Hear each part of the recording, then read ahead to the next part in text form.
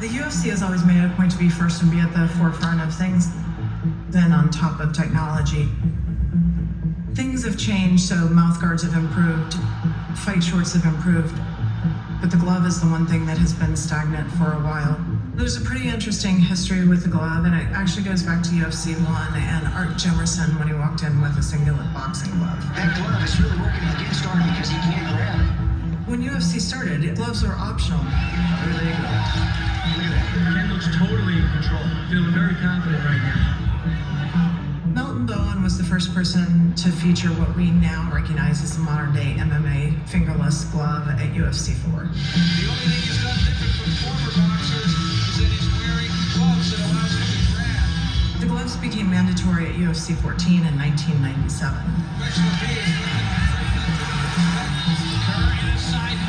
Owano was the first official glove. Technology at the time was very different for the Owano gloves. Thick stitching, thinner leather, thinner padding, poor quality seams, and then that evolved into the glove design that we have now. Diaco and Century made those gloves. That's been around for well over 10 years.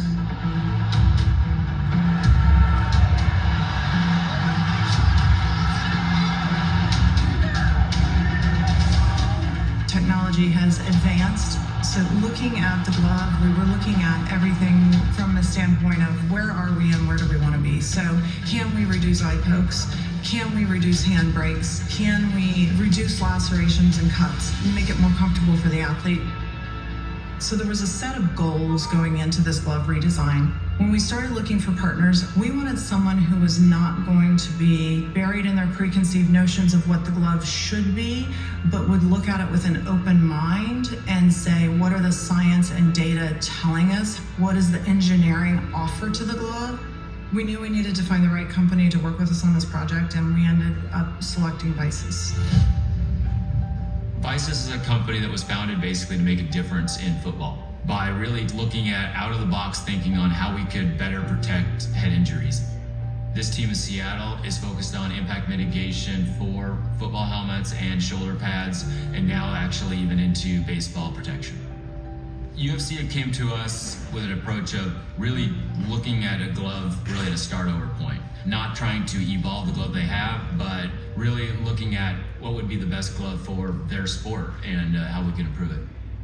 The current glove that they were using, basically just a chunk of foam, a solid piece, wasn't really developed as a impact mitigation type of foam. It was just more or less a certain density that seemed to work well for fighting. The limitation there is, one, how in which it absorbs impact, but also its rigidity. And that was one of probably the major parts of the glove, was that rigidity wouldn't allow you to easily open and close your hand, and therefore you could have eye pokes or other just difficulty during fighting. So what we developed was a multi-layer slip plane system that allowed us to continue to mitigate those impacts, but allow those slip layers to slide on each other in use without ever minimizing the actual offset between your hand and the outer edge of the glove. It's a back and forth process with them to get even to a first sample. So does this technically work? Does this pass testing? What kind of foam do you put in the foam stack and why? And so that back and forth went on for quite a while. It wasn't until we got a first sample that then we started looking at it on hands. We want to be able to test the glove in reasonable velocities and forces that it's actually experienced in a fight. I can bend my fists wonderfully, and being able to close properly means that I can get my grapple. They're so comfortable, really. I mean, compared to the other gloves, one of the biggest differences is like they already feel rounded. Like, the other gloves felt a bit stiff.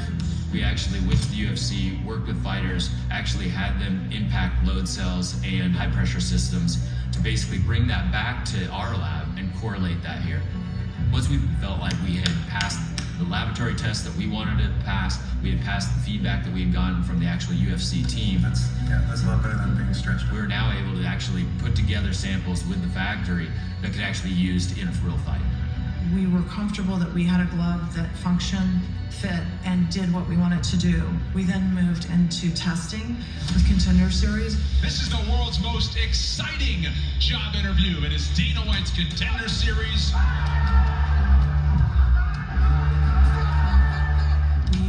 10 weeks of Contender Series to have all athletes fight in the glove. They gave feedback post-fight. Overall, coaches, athletes all had great things to say, so that we were able to then use that to make any final refinements to the glove. The final product is something that we're extremely excited about. It is a glove that is really going to revolutionize the MMA fight glove space. Some of the changes you're going to see on the new glove are there are 0 seams around the hand. All of the seams are on the inside, so there's no place for a laceration to occur from a seam. The padding in the back of the hand has been broken into 2, and essentially the first pad and that break allow for the hand to have this movement, while the new layering technology and the main pad allows for the hands to move and be flexible. The layering system inside, foams are different foams. They allow for impact dispersion so that you're not getting as much impact in a singular spot on the knuckle. So you're seeing more distribution of the strike across the hand. There's pads that are on the bone on the outside of either side of the hand. The new wristband is a curved ergonomic wristband, so it actually cinches down to the wrist.